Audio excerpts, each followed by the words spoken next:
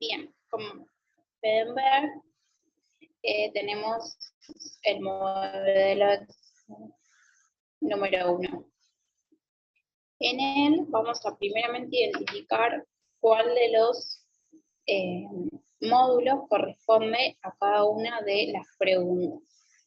A simple vista, la pregunta 1 corresponde al módulo 1, la pregunta 2, ¿sí? Podríamos ubicarla un poco en el 2 y en el 3, pero ahora no vamos a identificarlo bien. La 3 y la 4 pasa lo mismo, quizás en el cuarto y en el quinto módulo. ¿Sí? En el primero ya se sobreexplicó, ¿sí? Pero obviamente vamos a hablar de esto para que quede bien claro.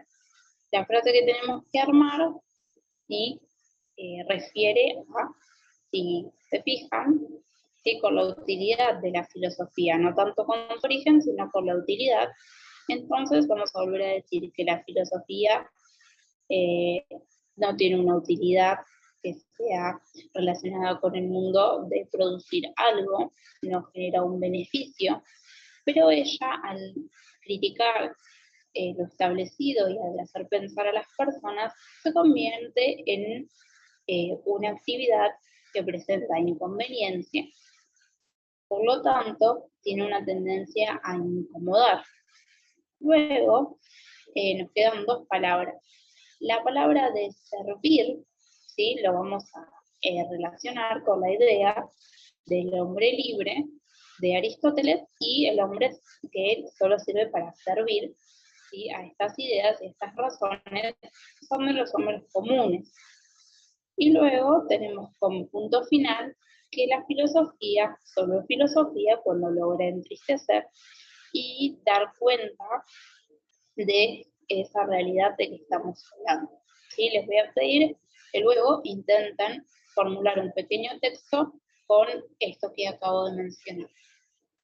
Luego, en el 2 nos encontramos, ¿sí? Más allá de que no identifiquemos claramente, ¿sí? Porque como fuimos desarrollando, los capítulos se superponen. Es un trabajo que va de un lado hacia el otro. Entonces, más que pensar, ubicar esto en un módulo puntual, vamos a razonarlo, ¿sí? Yo lo voy a marcar para que puedan verlo. Bien, dice, elija las opciones más adecuadas para caracterizar al movimiento iluminista según la filosofía de Occidente. Justifique al menos dos de las opciones elegidas. Lo primero que vamos a recordar es qué significaba el movimiento iluminista. Iluminista en el sentido de iluminar con las ideas. Por ende, la primera opción va a quedar invalidada porque ¿sí? Sabemos que no es una expresión de la confianza del hombre en sí mismo. Podemos dejarla como posible. ¿Sí? Primero vamos a descartar las que no son. ¿Es la continuidad del pensamiento medieval?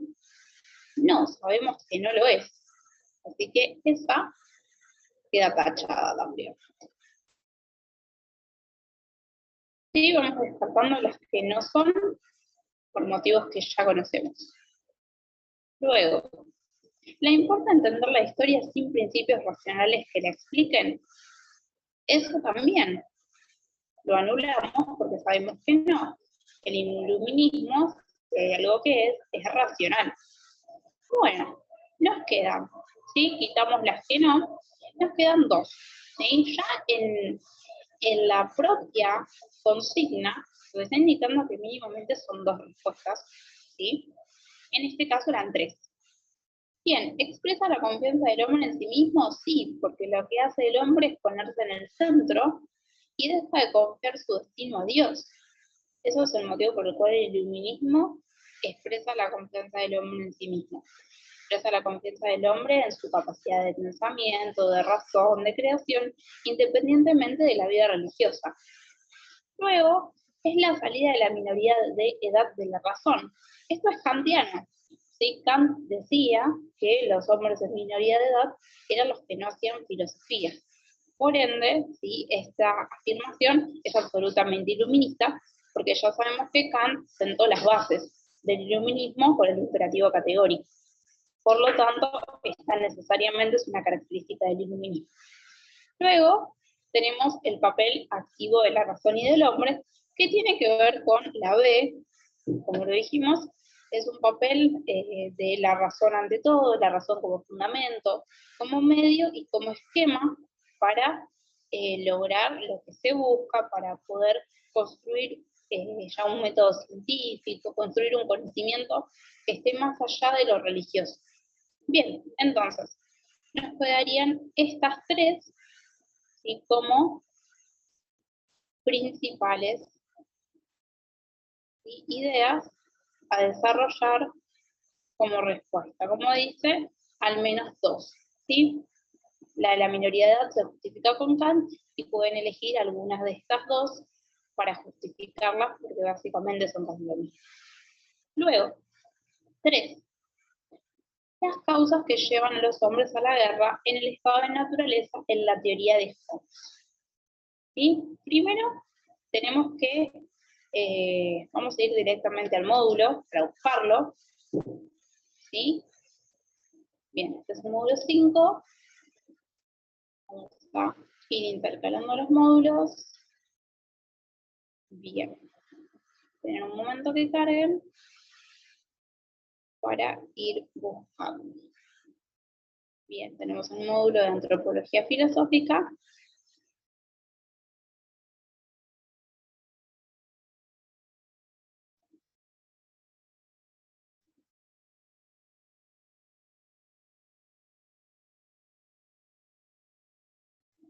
Saltémonos toda la introducción para buscar a Hobbes.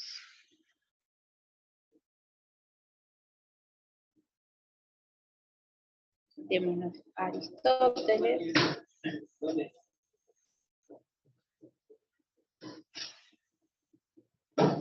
También al cristianismo, ¿sí? Recuerden esto, es un ir y venir, ¿sí? Dentro de toda la información que hay en este módulo, ¿sí? Ya nos salteamos Aristóteles, cristianismo, nos salteamos el iluminismo que recién hablamos, ¿sí? Ya estamos hablando de Descartes. Acá nuevamente a Kant nos encontramos, ¿sí? Bueno, esto en realidad no sirve para el punto anterior, porque ya sabemos que el punto anterior es del módulo 3. Así que, sí, claramente es el módulo 4. Vamos al módulo 4. Ahora sí lo vamos a encontrar, pero bueno, ya saben que el anterior se fundamentaba con el 3. Bien, Thomas Hobbes. Vamos a recordar, ¿sí? Qué es lo que consideraban, ¿sí? Tanto Hobbes como Locke, para entenderlo. ¿Sí? Hobbes está en defensa de la monarquía, por ende, ¿sí? El estado de guerra en Hobbes, ¿sí? Quiere decir que la tendencia hacia la supervivencia, por eso me paré en este, ¿sí? La supervivencia y la inseguridad permanente van a ser lo que genera el estado de guerra. Hobbes dice que el hombre es el lobo del hombre. Por lo tanto, ¿sí? Está en una constante inseguridad, por la cual es capaz de atacar a todos sus semejantes para conservar sus bienes. Volvamos a las preguntas, ¿sí?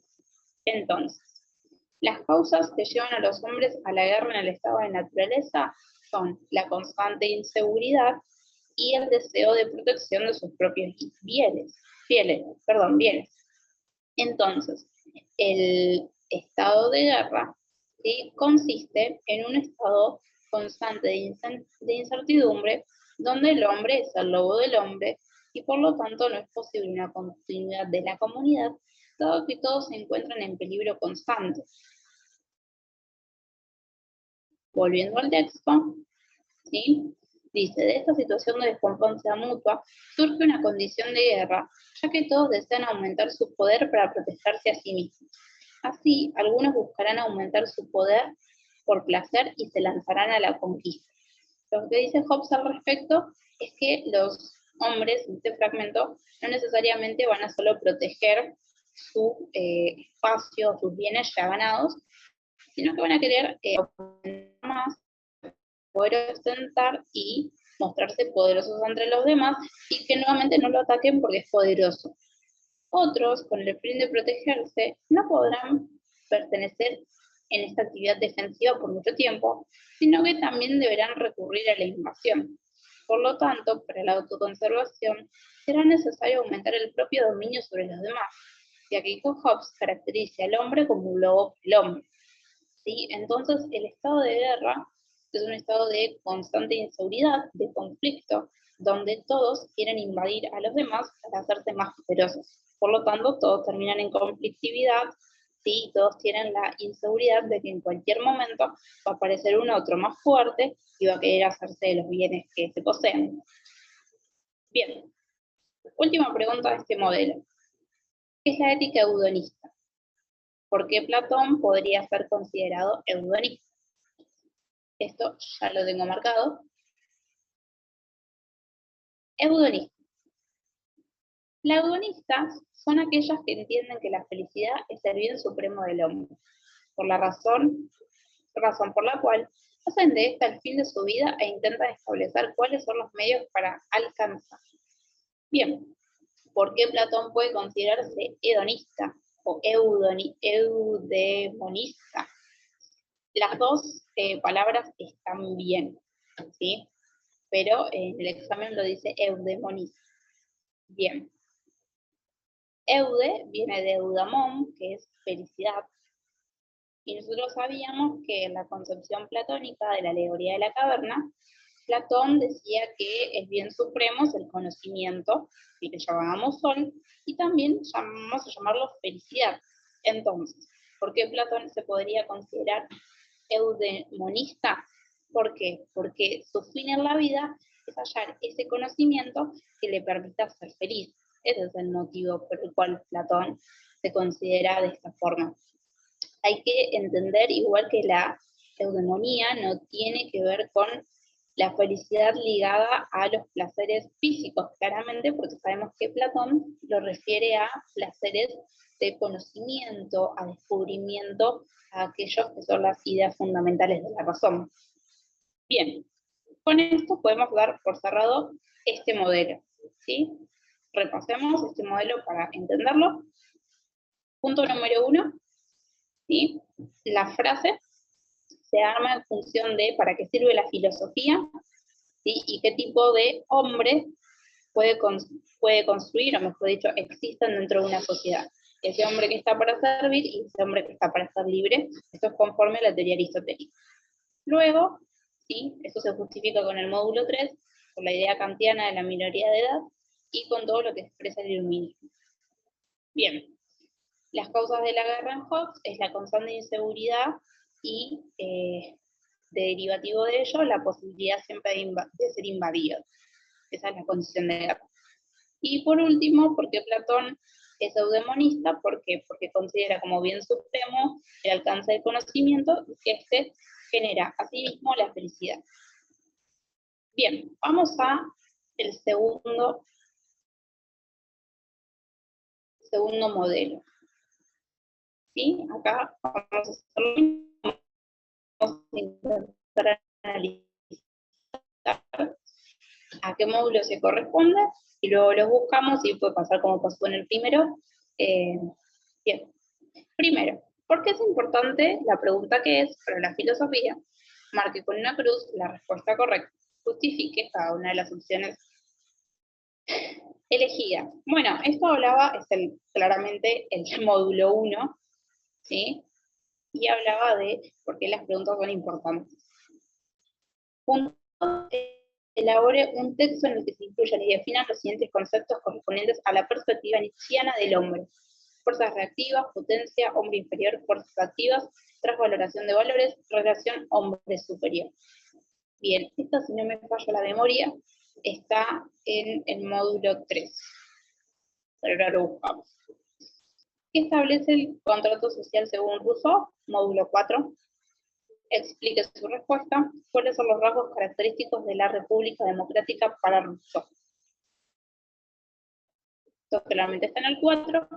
Explique cuáles son, según Aristóteles, los dos tipos de virtudes de la naturaleza humana. Explique en qué consiste la teoría del justo medio. Este es el módulo 5. Bien, vamos con el primer punto.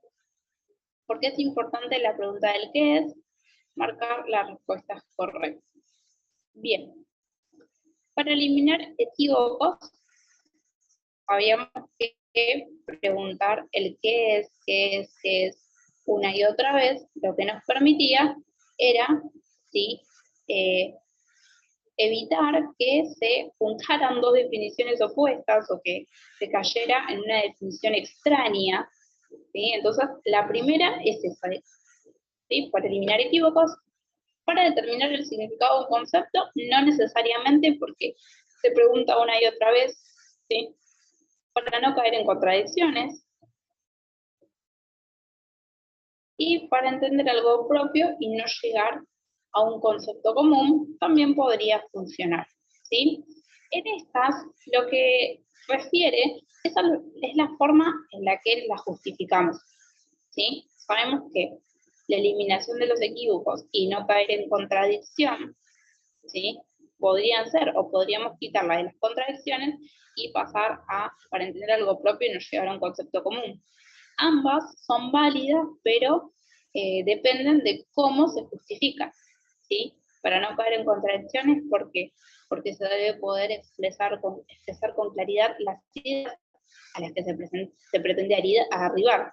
Si existe una contradicción en la línea de pensamiento que nos lleva a hacer conocimiento, necesariamente ese conocimiento va a estar inválido.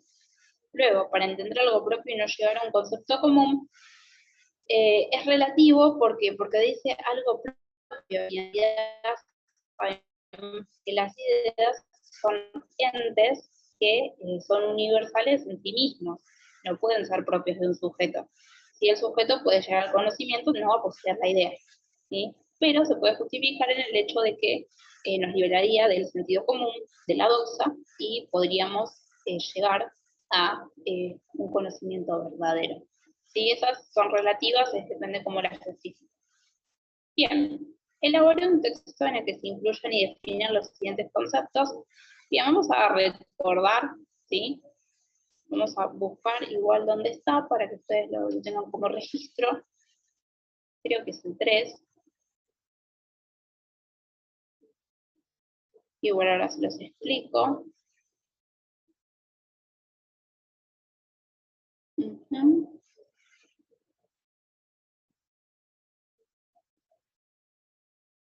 Bien, sí, es el módulo 3, Nietzsche.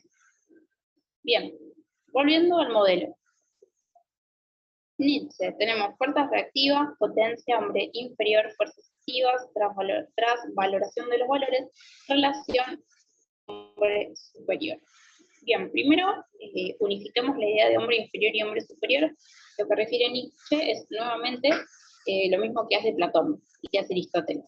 Diferenciar que hay hombres que están más preparados para ejercer la filosofía y otros que no lo están, ¿sí? Volvemos al mismo concepto. El hombre inferior es aquel que se deja regir por su sentido común y no interioriza ni profundiza los conocimientos, y el hombre superior, contrariamente, es el que sí lo hace. Nietzsche toma el concepto de potencia de Spinoza, ya lo hablamos, ¿sí? Tiene la potencia, decimos que la potencia no se posee, sino que se vive a través de la potencia. La potencia es la que me genera cosas positivas o cosas negativas, y por ende vamos a hablar de fuerzas reactivas o fuerzas activas. Las fuerzas activas son aquellas que me potencian, me hacen ser mejor, me ayudan a seguir creciendo. En cambio, las reactivas son claramente las que me quitan energía o me destruyen en cierta forma.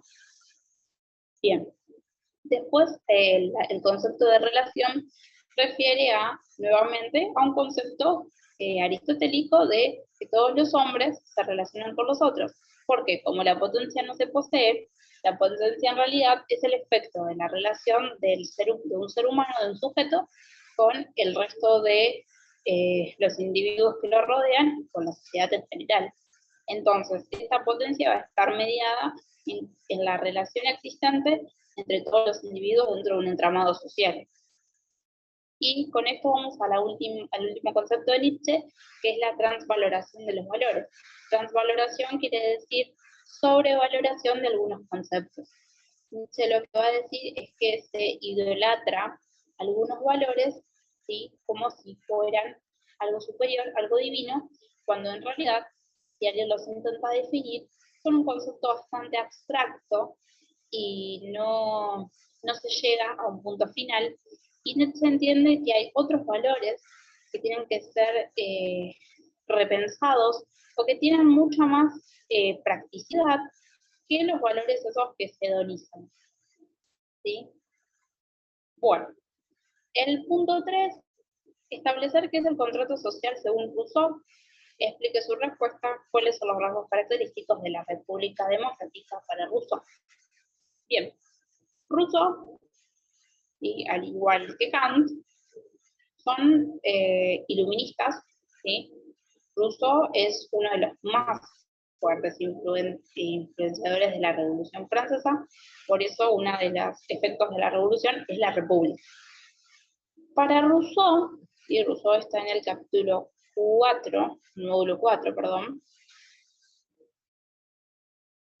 la forma, ¿sí?, más equitativa de organizar una sociedad es la república. Rousseau dice que todas las personas, ¿sí?, voy a faltar un poco, estamos en Locke, tienen el derecho de poder ser representadas, ¿sí?, porque tienen, ¿sí?, una igualdad, ¿sí?, que les permite convivir, ¿sí?, en un estado social comunitario que hayan decidido. Rousseau dice que el problema por el cual las personas no pueden convivir está el origen de la desigualdad, que está mediada por lo que fueron las monarquías. ¿Sí? Rousseau dice que en realidad la monarquía lo que hace es justificar la riqueza de unos pocos y la pobreza de muchos, en una idea que no tiene nada de racional y que no tiene nada de natural. ¿Sí? Dice, entre todos los hombres existe una desigualdad si esta está autorizada por la ley natural. Que en realidad en Rousseau la ley natural casi que no existe, porque no presenta una idea como en Hobbes o en Locke, de que el hombre es bueno por naturaleza o malo por naturaleza. Lo que va a decir Rousseau, en realidad no lo dice, es que existe una desigualdad que se va construyendo en relación a que se legitiman ciertos esquemas de poder que permiten que se vea como legítimo que algunos tengan cierta cantidad de riqueza que consideran suya, que consideran propiedad privada, y que otras no lo tengan. ¿Sí? Rousseau dice que el republicanismo democrático, ¿sí?, es lo mejor para esta nueva nación, ¿sí?, o este nuevo pueblo. Recordemos que la estructura de Rousseau después pasa a todas las revoluciones latinoamericanas, y eso es como el dato curioso, ¿sí? Vamos a leer este fragmento para entender. Rousseau expone el progresivo alejamiento del estado de naturaleza realizado por el hombre a medida que se acerca a la vida en sociedad. Este alejamiento es considerado como una gradual corrupción vinculada con el desarrollo de la desigualdad del género humano en el estado natural, donde todos son libres e iguales. En este caso, Rousseau no habla de un hombre bueno o un hombre humano, sino habla de hombres que en su libertad tienen la posibilidad, por ejemplo, de cultivar la tierra, de hacerse de todo lo necesario para sobrevivir. Lo que dice Rousseau es que al vivir en sociedad, cuando un solo hombre quiere tomar más de la cuenta, empieza a generar leyes que justifiquen esta injusticia y esta desigualdad. ¿Sí? Bien, luego está marcado que dice, hay que distinguir dos clases de desigualdad. La natural, que consiste en la diferencia de edad, de salud o de fuerza, y la que consiste en la dominación de unos sobre otros, que es la que estaba mencionando. Cuando uno toma más de la cuenta, y luego se toma un consentimiento que puede ser tácito, ¿sí? Es como que se consigue decir, bueno, el otro porque es más fuerte, toma un poco más, o porque, bueno. Y luego eso se constituye como leyes de propiedad privada que hacen que los hombres, y luego, no puedan irrumpir en las propiedades de los demás. Entonces, de esta forma se legitima la idea de la desigualdad y de que haya algunos que tengan más y otros que tengan menos. ¿Sí? En el estado de naturaleza, acá lo dice, ¿sí? El hombre vive solo, tiene satisfacción de sus necesidades vitales, pero no necesita recurrir a nadie. ¿Sí? Cuando empieza a, a congregarse, a formar familias, a formar aldeas, tarde o temprano hay alguien, ¿sí?, que desea tener más recursos que el otro, y eso genera la igualdad. Bien. Vamos a buscar bien el contrato social.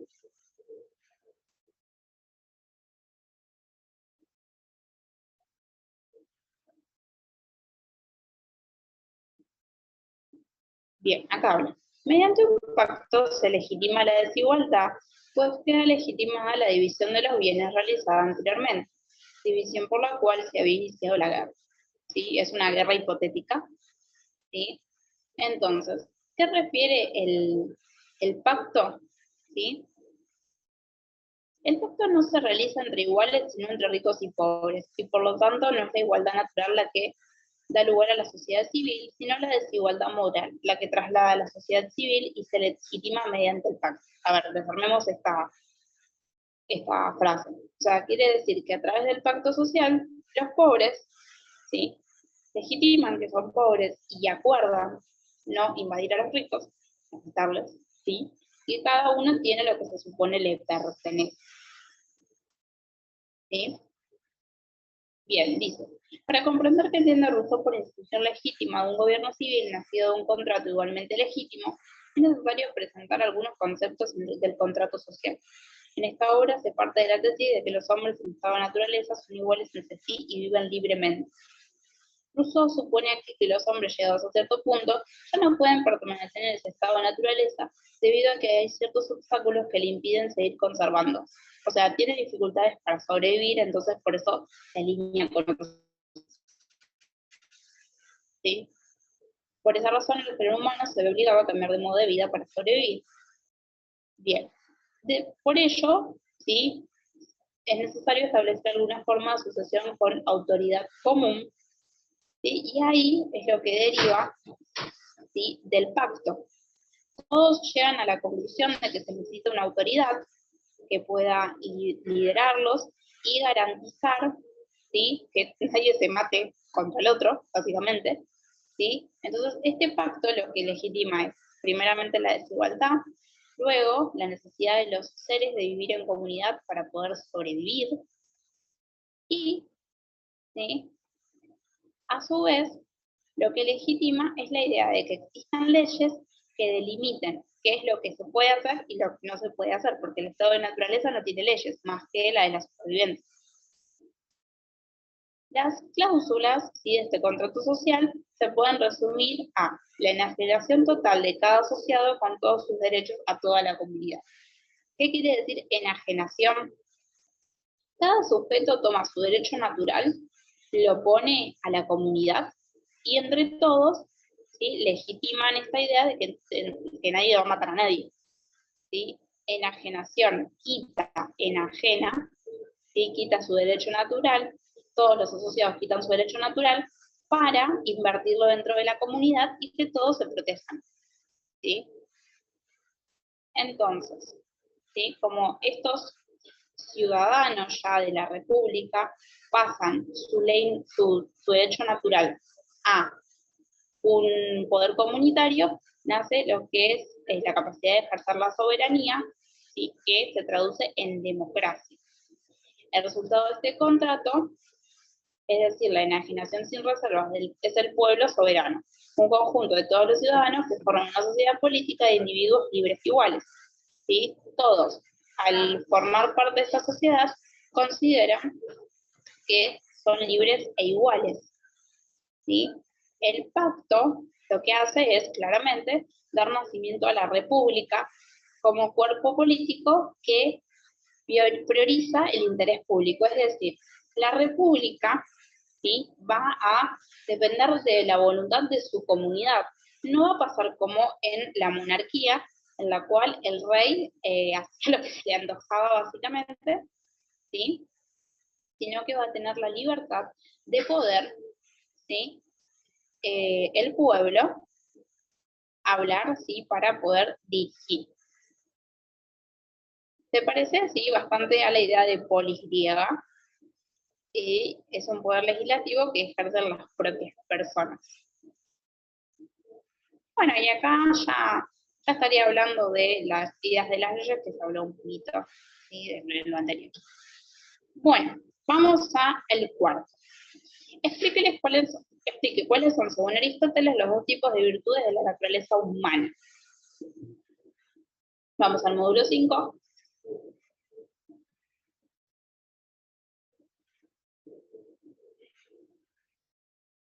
Aristóteles, ética antigua. Bien. Primero tenemos que recordar el justo medio, y eso ahí nos va a poder desprender todo. ¿Sí? Justo medio quiere decir poder equilibrar los placeres del conocimiento y los placeres comunes, ¿sí? Los placeres de la carne. Bien. Bien, virtud de Aristóteles. La virtud, miren que se está moviendo, ahí está el ancho de banda, está medio extraño. La virtud es entendida como el desarrollo total y óptimo de la propia naturaleza y se presenta como el medio para alcanzar el ideal de la vida buena. La búsqueda de este objetivo no se da de manera aislada o individual, sino que se despliega en el marco de la polis. ¿Sí? Lo que tenemos que recordar es que los seres humanos solo pueden alcanzar la vida plena siendo seres sociales, porque los únicos que viven fuera de la polis son las bestias. Entonces, ¿sí? Vamos a volver a la pregunta. ¿Cuáles son los dos tipos de virtudes? ¿Sí? Funciones, y cuidado con esto porque son muchas cosas. ¿Sí? Bueno, definición de ser racional y político. Bien. Entonces, la virtud consiste en el desarrollo pleno de ambos aspectos. Así es como Aristóteles encontró dos tipos de virtud, las intelectuales y las éticas. ¿Sí? Esta es la respuesta. ¿Cuáles son los dos tipos de virtudes? Las intelectuales y las éticas. En las intelectuales, ¿sí? Cuidado con esto, porque todo lo intelectual tiene que ver con lo intelectivo, ¿sí? Con el mundo de las ideas. Por lo tanto, las virtudes intelectuales son la sabiduría, por el desarrollo de la razón, la prudencia, porque para actuar con prudencia se necesita actuar con razón, ¿sí? Se necesita actuar con racionalidad, y la deliberación, ¿sí? Que es el poder, ¿sí? Pensar las situaciones y encontrar soluciones que sean lo más beneficiosas posibles. ¿Sí? Entonces, la primera virtud es la intelectiva, las intelectuales que nos permiten alcanzar la sabiduría, desarrollar la razón y la prudencia. ¿Sí? Entonces, palabras básicas, virtudes intelectuales, sabiduría, razón y prudencia. Luego, ¿sí? Están las virtudes éticas, que es cómo yo utilizo esa razón, esa prudencia, para actuar bien en relación con los otros.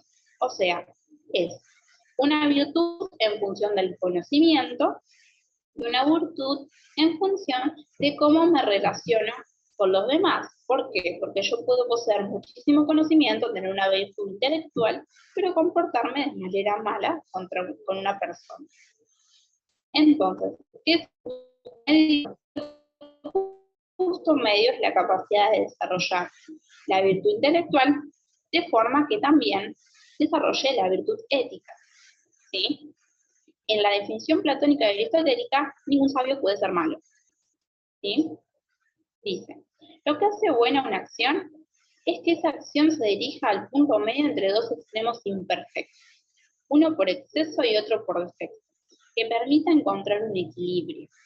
Para aclarar que esta teoría del justo medio es una defensa, no es una defensa, perdón, de la mediocridad, sino que es la expresión ideal de la medida y la armonía de la cultura griega. En este sentido, Aristóteles dice que siempre van a existir dos extremos para todo, ¿sí? Por lo tanto, ¿sí?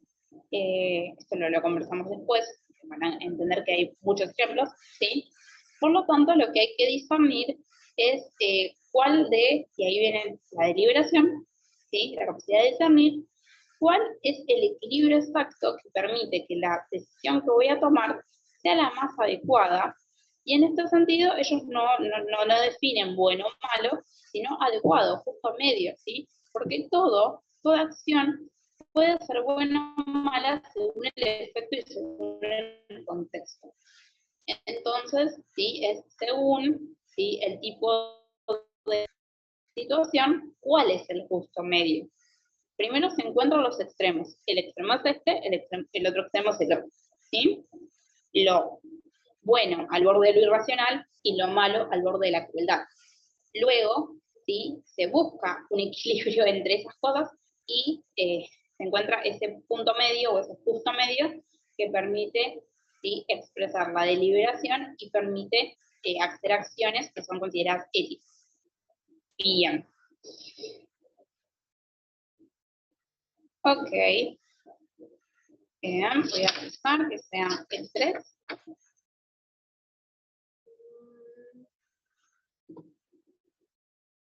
Exactamente, bien. Con esto los libero. Versión 3. Dice, el diálogo como resolución del conflicto.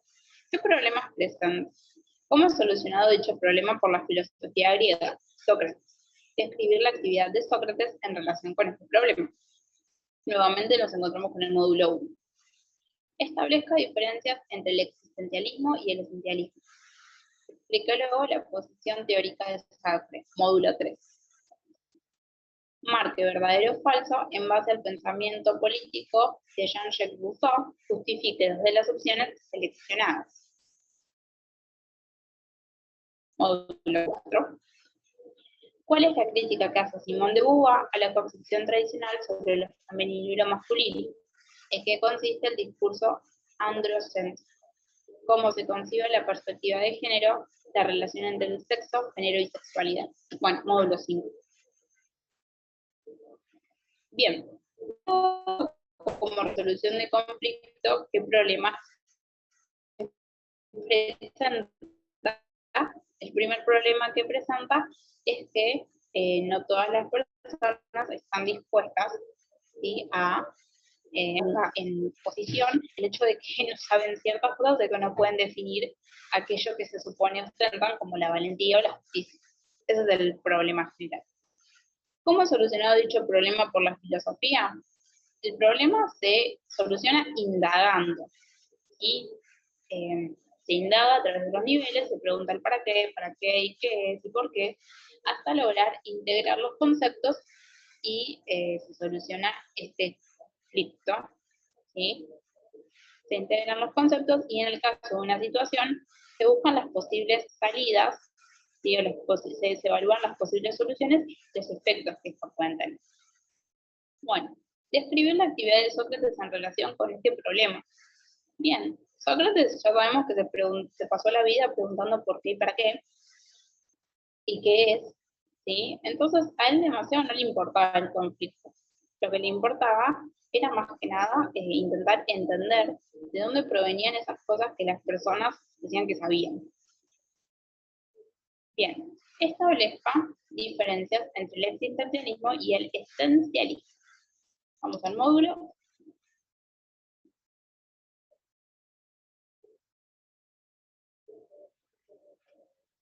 Bien.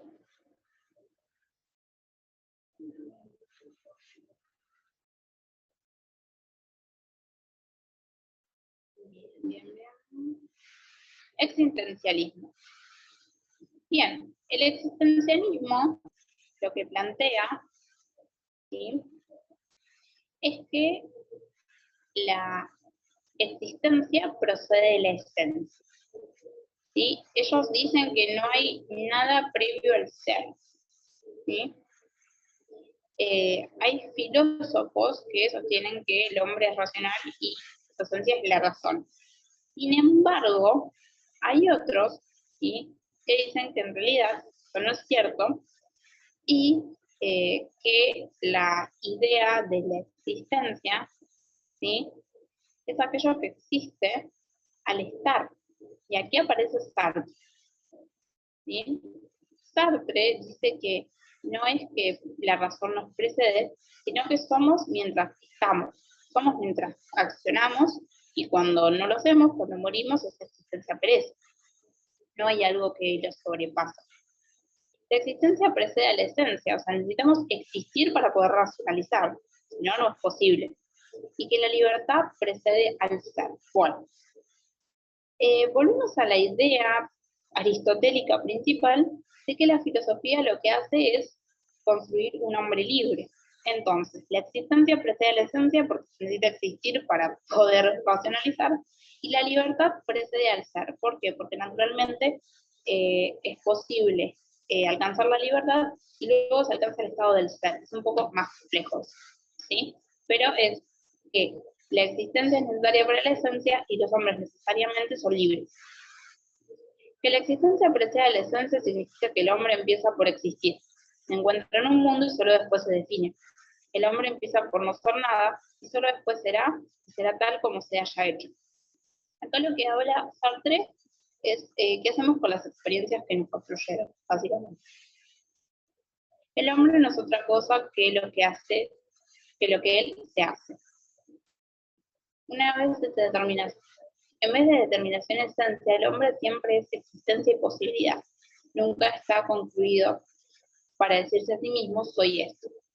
Bien, volvamos a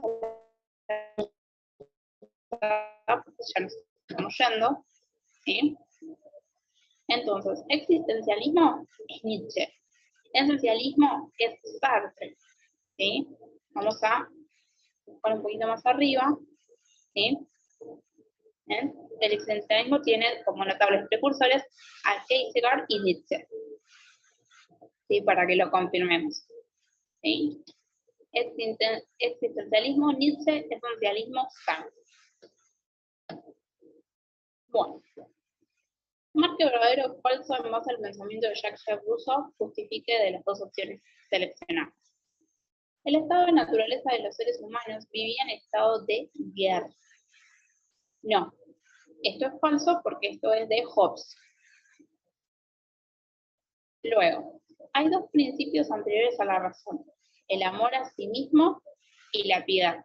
No es cierto porque Rousseau dice que el imperativo categórico es el principio de todo.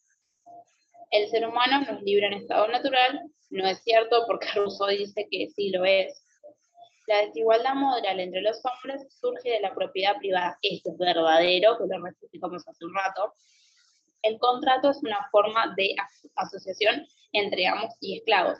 Sí, claramente. ¿Sí? Esto se tiene que justificar, pero sí, ¿sí? Es entre amos y esclavos por el hecho de que lo que legitima Rousseau cuando habla de esto es la sociedad feudal, ¿sí?, donde el señor del feudo cobra un tributo, casi que esclaviza, ¿sí?, a cambio de que las personas puedan vivir en sus tierras. La voluntad general es independiente de las voluntades particulares. Esto es falso, ¿sí?, porque la voluntad general estaría hablando de una voluntad absoluta. En el caso de Rousseau, esto no. El ciudadano, al obedecer la ley, se obedece a sí mismo. Esto sí es verdadero porque se supone que en el pacto social el ciudadano accede a que lo que se dictamina en la ley está conforme a lo que él piensa y a lo que él va a obedecer, o sea, por lo tanto se obedece a sí mismo.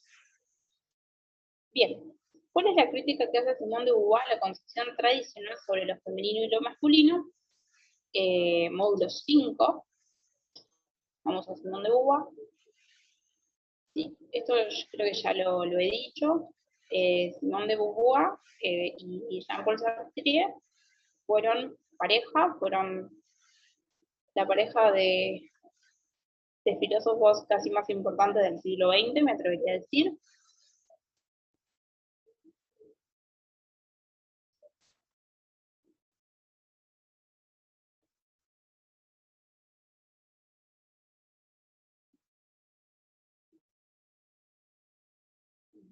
Bien.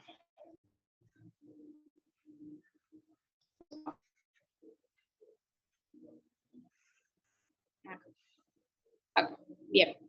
Simone de Beauvoir. Dice, el segundo sexo es uno de los libros más importantes de esta filosofía, donde la filosofía sostiene que la mujer siempre ha sido considerada en la otra en relación al hombre sin que esta condición suponga una reciprocidad. Recordemos que en la concepción aristotélica las mujeres están en el segundo grado de la racionalidad, por ende están en un grado inferior. Lo que hace Simone de Beauvoir es ratificar esta idea, que las mujeres están en relación con el hombre, pero no son iguales. Son casi una cosa, como decía Aristóteles. El valor en ningún caso es el otro, sino que se asume como el centro del mundo, es la medida de la autoridad. ¿Sí? Volvemos al mismo punto. Simone de Beauvoir lo que plantea es que las mujeres están en un estado de vulnerabilidad que refiere a su relación con el poder. ¿Sí? Las mujeres no tienen que ver con una debilidad, sino con un acceso al poder que realmente hasta el día de hoy se sigue considerando, porque consideremos que solo el 30% de las mujeres, en lo que hablamos a niveles de cargos gerentes, son mujeres. Ya que estamos hablando que hay muchos roles, relaciones laborales, del mundo general, que son ejercidas por figuras masculinas. Lo que dice Simone de Beauvoir claramente es que la cultura masculina atribuyó a la idea de lo femenino un nivel de inferioridad, ¿sí? Por eso todas las representadas en un hombre que es sensible o que tiene ciertos ademanes o en este momento ya no tanto, por suerte, o elecciones de colores considerados femeninos, se le atribuye como algo negativo o algo que es peyorativo, y de todo esto la Simone de Beauvoir. Bien, bueno, acá nombra Aristóteles nuevamente. Volvemos a la pregunta, si no nos vamos por las ramas. ¿Sí? Bien, ¿en qué consiste el discurso androcéntrico? ¿Sí? Bien.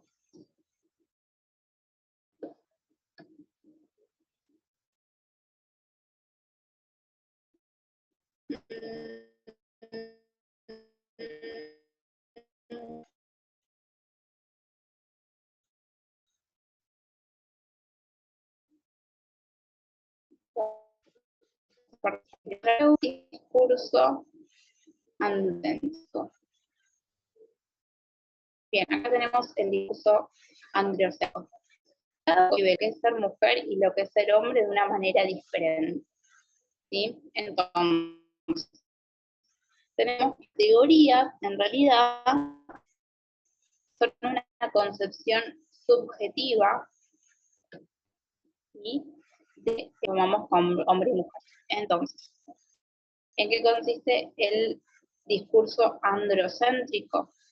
Bien, el discurso androcéntrico consiste en que,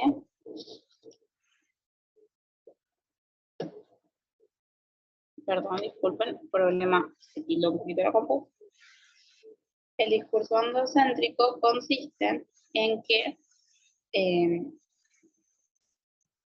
andro es dos, y androcéntrico quiere decir, o sea, este discurso de bigéneros, ¿sí? Entonces, androcéntrico, el discurso androcéntrico es aquel que define, ¿sí? Categorías por las cuales en cada cultura se define qué es ser mujer y qué es ser hombre, ¿sí? Entonces, y por último, ¿cómo concibe la perspectiva de género en relación entre el género y la sexualidad? Eh, Bueno, está todo en este mismo apartadito, ¿sí?